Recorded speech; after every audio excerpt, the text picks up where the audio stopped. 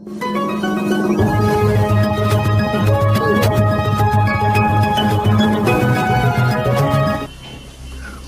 गुन्हा दाखल केल्याचा राग मनात धरून तरुणाने महिलेच्या घरात विनापरवाना घुसून फाशीचा व्हिडिओ तयार करून महिलेची बदनामी करण्याची धमकी दिल्याप्रकरणी स्वप्नील बाबूराव काळे राहणार सोलापूर याच्यावर विजापूर नाका पोलीस ठाण्यात गुन्हा दाखल झाला आहे।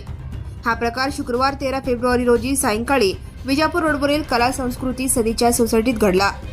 या प्रकरणी वासंती सूर्यकांत येळे वय 50 राहणार सोलापूर यांनी फिर्याद दिली आहे। फिर्यादी येळे या शुक्रवारी सायंकाळी घरी आल्या। त्यांच्या पाठोपाठ आरोपी स्वप्नील काळे हा तरुणही त्यांच्या घरात घुसला। मी येथेच फाशी घेणार आहे, त्याचा व्हिडिओ बनवतो असेही तो फिर्यादीला म्हणाला। फिर्यादी हे प्राध्यापक असल्याचे बोलून तो घराचा व्हिडिओ तयार करू लागला।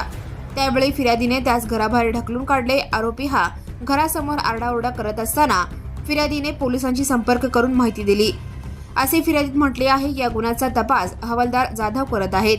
Right now and press the bell icon. Never miss an